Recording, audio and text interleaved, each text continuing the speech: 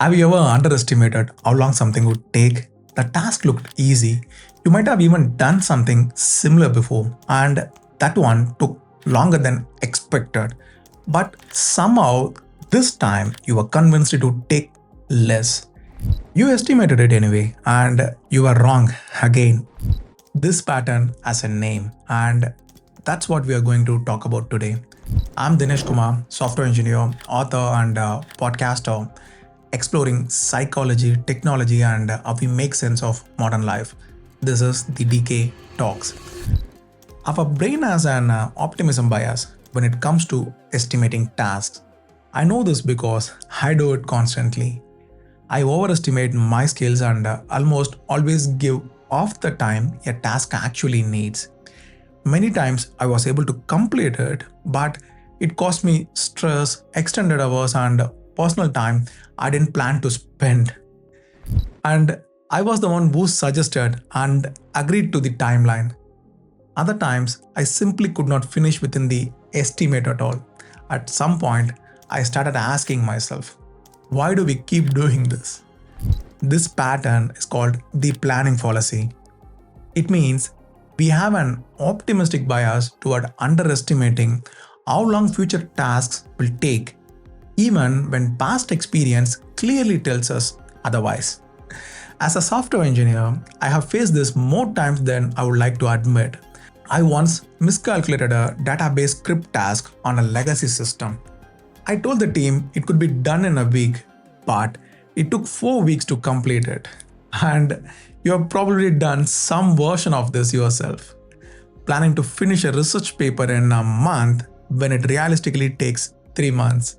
Students estimate that they will cover the syllabus in 3 months when it takes at least 9 months. Committing to a fitness goal in 3 months when people who are actually consistent take 1 to 3 years to get into a proper shape. The gap between the estimate and reality is almost always in the same direction.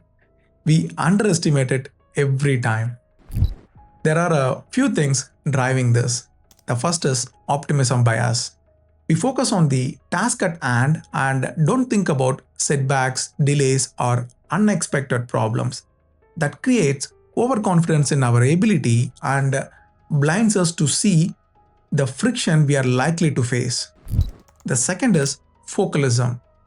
When we plan, the brain zooms into the specific task and ignores everything around it, including past experiences where similar work took much longer.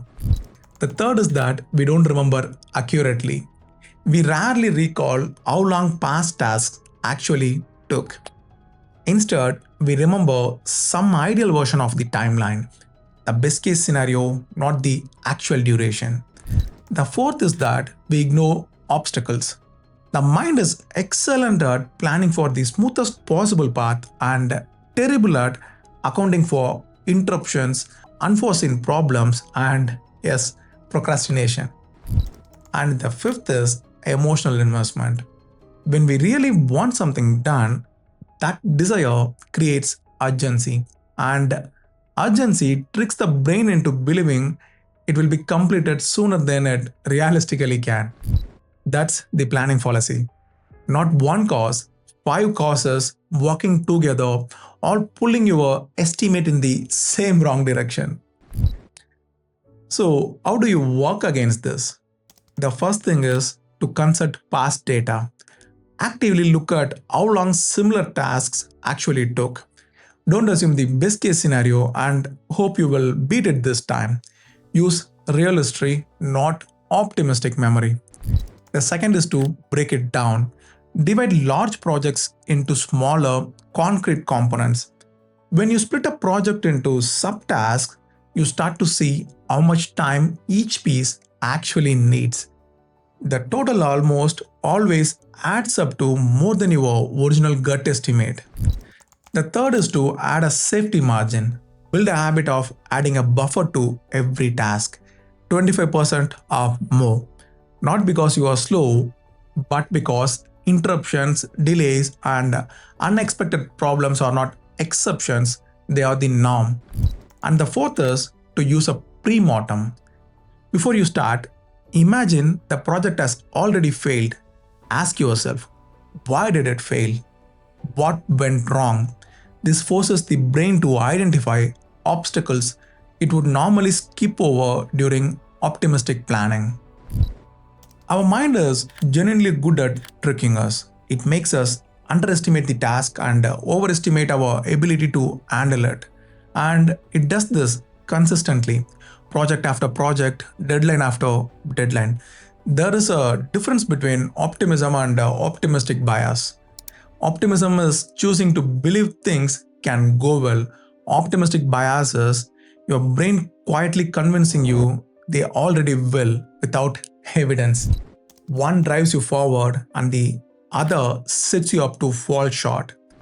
It's worth understanding which one you are operating on. Take care. I will see you in the next one.